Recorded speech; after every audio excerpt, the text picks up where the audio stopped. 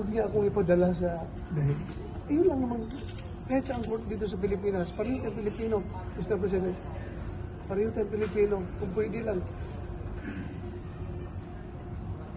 Kung meron akong pananagutan, panagutan ko dito sa ating local court. Huwag doon sa Banyaga. Huwag doon. Yun lang ang appeal ko sa kanya. Natatakot ba kayo, sir? Na baka bigla kayong dalhin, damputin? Tao lang naman tayo. Hindi naman tayo, despite sa aking mga pinagdaanan, the more I am humanized sa lahat ng trials, lahat ng hardship na aking dinaanan, the more na na-humanize ako. So, sir, anong comment nyo doon sa mga EJK na kinokonek sa inyo? Allegedly kayo ang behind. Sir, sabi sa warrant po kasi may reasonable grounds daw to believe that you're involved in ADS. That's their point. That's their point. May point naman din tayo. Ikaw ba, do you think may napatay akong tao sa EJK? Ha? Do you think meron ako inutusan na patayin mo yan? Ha? This is all about politics. Ha?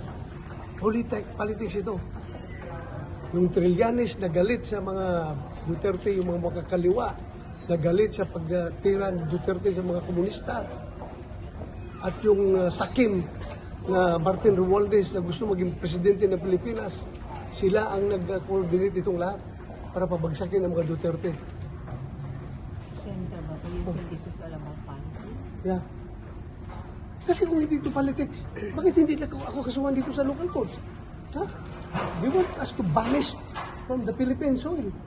Yan ang gusto nila, kaya doon sila nag-file. Dito, kung gusto niyo accountability, filean mo ko dito. Yung kaso sa Pilipinas. Ano yan mga Filipino courts natin? Pero kahit isang murder, walang pinahal sa akin. Kasi alam nila wala akong pinatay na tao at wala akong inutusan na patayin ninyo yan. Alam nila yan. Eh, yung mga taga-ICC na naniniwala sa kanilang mga fabrication. Sir, Everything was fabricated. So, ano lang ang naging role mo, sir? Ha? Ano lang ang naging role mo? Ang role ko is para mag-lead sa war on drugs. Ha? And it doesn't mean pag war on drugs ay patayin lahat ng tao. Ha?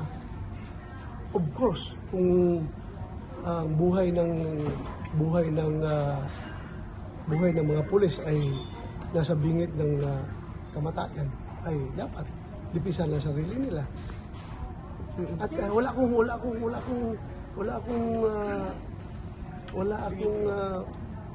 pang-abuso na hinahayaan. Kung meron man, pinapamistigahan natin.